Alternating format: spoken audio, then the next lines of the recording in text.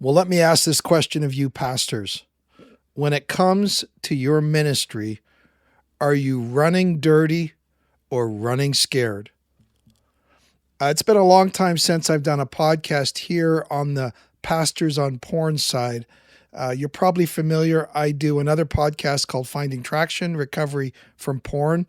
There's over 200 episodes, and that is just a general podcast that connects with guys from all over the world in terms of recovery issues that affect us all. This, though, is a podcast specifically directed to those in pastoral ministry who are also struggling with sexual brokenness. And there's unique issues for those of us in that place. I've been a pastor for over 30 years, and it puts us, we're just regular people, but some of the complexities and things we have to deal with really get raised because of our secret sexual sins, things that we struggle with. This podcast is also for issues regarding how the church deals with the whole issue of pornography and sexual brokenness in the pulpit and in the counseling ministries and all of that. So that's what this podcast is for, specific issues related to pastors and sexual brokenness. So I go back to my opening question. Are you running dirty or running scared? Here's a sermon illustration that I have to start this topic today. It used to be every 2 years up in Canada, there was a law that you needed to take your vehicle in for an emissions test before they would renew your insurance. So they put a hose onto your exhaust pipe and they ran it through all of these tests, and they decided, was your vehicle engine, was it running dirty or running clean? And the idea was that if your engine was out of tune or needed work, it would unnecessarily producing the sort of emissions that would harm the environment. We don't have that anymore. Maybe global warming isn't really a thing. Yeah, right. Talk to the people in Europe right now. But the idea is this. You want a vehicle which is running clean, not a vehicle which is running dirty. And today in my quiet time, I read a verse that got me thinking about how we live our lives, dirty or clean. And as leaders of churches, people who lead other people in ministry, I was thinking about how much and how relevant this is to whether or not our lives bring about long-term blessings or our lives bring about harmful emissions when it's all said and done. Here's a verse from 2 Timothy, the verse I read. It says in verse 19, "But God's truth stands firm like a foundation stone with this inscription: The Lord knows those who are his, and all who belong to the Lord must turn away from evil." Must turn away from evil. Now that's a pretty encompassing verse, isn't it? And of course, it doesn't just apply to pastors. It applies to all of us who call ourselves followers of Jesus, all who say they belong to the Lord. So here's a silly question. What does it mean to turn away from evil? Well, on one level, it's pretty clear, right? This is evil, stay away. Walk away, move away from things that we recognize as evil. I guess you could call that first level avoidance. But what about things that aren't quite as direct? Here's one. Let's say you regularly peruse a social media site that does serve a practical, useful purpose, but also as a matter of intermittent reinforcement, stokes your arousal on a somewhat regular basis. Does that qualify as turning from evil? It's a little more complicated, right? And one of the things I've had to spell out to guys is this: we don't just avoid evil, we avoid the situations and conditions that enable or facilitate evil. You go, well, that's pretty hardcore, Vern. Well, let me give you why I take that sort of hardcore approach. And to do so, let me go back to the automobile example in emissions.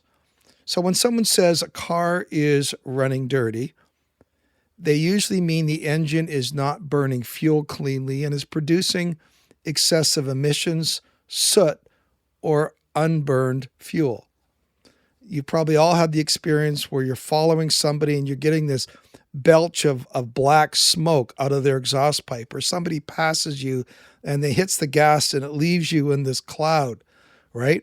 So you could get black smoke from the exhaust. That actually indicates there's too much fuel, not enough air. So you have too rich of a fuel mixture. You might get idle or hesitation. The engine stumbles or lacks power. You can get poor fuel economy where the gas is, using more gas than normal. You get a strong fuel smell, or in my situation, it happened once, I failed the emissions test and needed to get some work done on the engine. So it's pretty clear when it comes to a car or automobile which is running dirty. So what does it look like and feel like when we are running dirty in our ministry life? Well, it could be we do our best to run from a lingering sense of guilt and shame because of, for example, our secret life. That's an example of running dirty. Or we just live with a lingering sense of insecurity. Am I really cut out for this?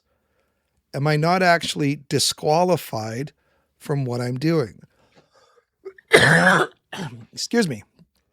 It could be we struggle with confidence because at the core, we wrestle with the question, if God is not pleased with the secret me, how can I be confident that God is open and willing to answer the prayers I pray for my church, my ministry, let alone my family, right? Or it could be we end up overcompensating, projecting our struggles in our sermons, our conversations, our counseling interactions. And really what we're doing is we're trying to project and dispense advice in a way that isn't really true to our own lived experience. And maybe like unburned gas running through our spiritual engine, we always just feel like we are on the back foot spiritually. So those are examples, ministry examples of maybe what it looks like and feels like to be running dirty. Well, let's take the other part of that. What does it look like and feel like to be running scared? It could be we live with a lingering fear of being caught or disclosure. What if people became aware of the things that I look at? What would happen to my ministry? How would my wife and family react to a public revelation or the loss of said ministry? But running scared, I would say, goes beyond just the fear of being caught. Running scared can describe an entire self-defeating way of ministry and life. And because I love word pictures, let me switch to a sports analogy. In this situation, I want to switch to a baseball analogy. You see, when a batter, for example, becomes afraid of the ball, their natural survival instincts override their hitting mechanics. And it's a phenomenon called bailing or being gun shy. And what happens is when you go to the batter's box and up to the plate, what happens is that fear splits the batter's focus between tracking the pitch and protecting themselves. And what that does it drastically reduces their ability to make solid contact. I still remember when I was in a, I don't know, late elementary or middle school baseball team, and there were two pitchers. I still remember their names: Shane Johnson, Cecil Chernoff, and they were they threw the ball so fast, and we were terrified to go up to the plate. And they were from Erickson, which was one of our enemies. Not as bad as Lister, but Erickson. You still remember these stories growing up as a kid, right? And but here's the point: when you live in fear, you live out of a protective posture. And that never really works, does it, as a leader? Certainly a leader that seeks to walk in faith. Your faith begins to dry up, and what really begins to take over is conservation, which is really protecting what you already have. That becomes the goal, rather than confidently and faithfully stepping into the things that God has for you and your family and your church. And that's pretty depressing. Let's switch to a different word picture. Let's go back to our driving and automotive example. Let's say, for example, you are at a stop sign, and you're at a stop sign, and there's a 2-lane highway in front of you, and you need to turn left, and it's a pretty busy highway, and a space opens up that gives you just enough time to fit in.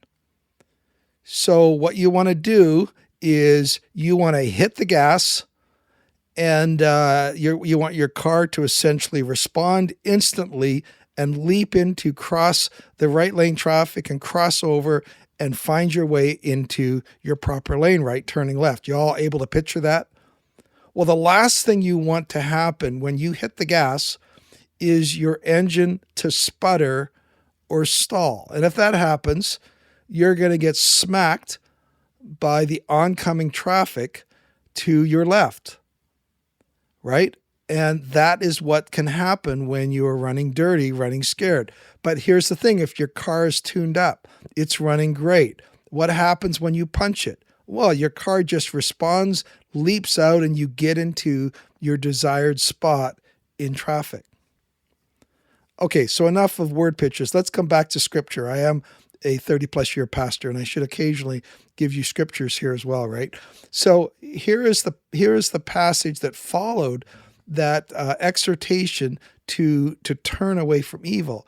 And it's also found in 2 Timothy 2. And this is what it says.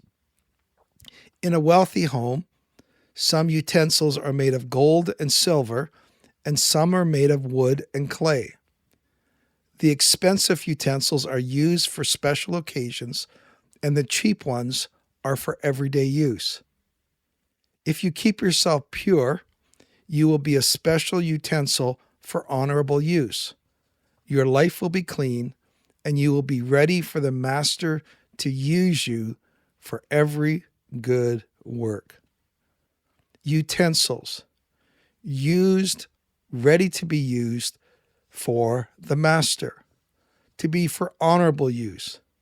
A clean life, ready for the master to make cleanup, right? The idea of we have a confident, a punchy spiritual engine. We are sensitive to the leading of the Spirit.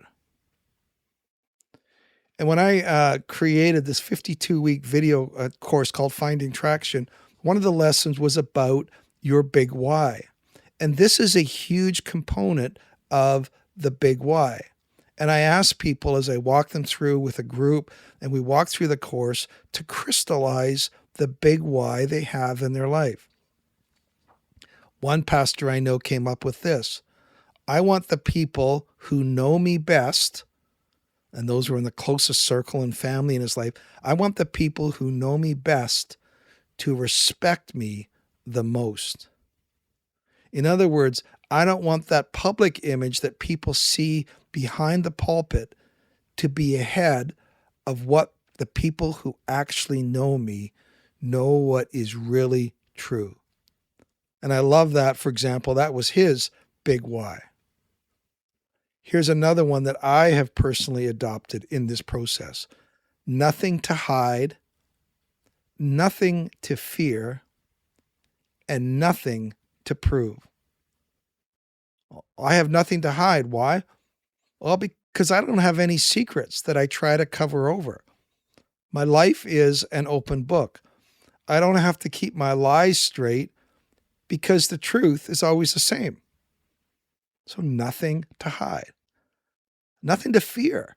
The enemy doesn't have any leverage over me. I don't have to worry about disclosure. I don't have to worry about having the rug pulled out from under me.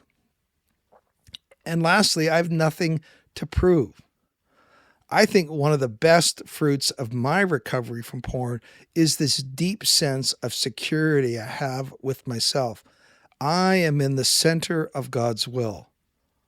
And whether it's the size of our church, its growth or lack of growth, or the level of my gifting, I can live in a non-comparison posture and live out expectant, contented gratitude for how God is using me, right?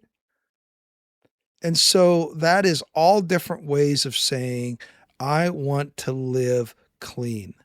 I don't want to live dirty. I want to live securely. I don't want to live scared. Guys, I'm a pastor. I've been a pastor from pretty much my whole adult life. If you are in ministry and you are in a place where you are running scared, running dirty, you are afraid of disclosure, you just don't know, how am I going to get free and clear? I think I am, and then I get back into the cycle. I would love you to reach out to me. I get it. I struggled for years as a pastor with this trail of sexual brokenness. With God's grace and the support of others, I was able to find freedom. And if you are looking for a safe place, someone to talk to, someone who gets it, to walk out of the shadows, to walk into the light, I'd love to hear from you. You can reach out to me at bandofbrothers.care@gmail.com. Once again, my email is bandofbrothers.care@gmail.com. Again, I don't know when my next podcast is going to be on here. If you're not sick of the sound of my voice and you want other suggestions, you can hop over to the Finding Traction podcast, where I'm a lot more present there as well. God bless you. Have a great day.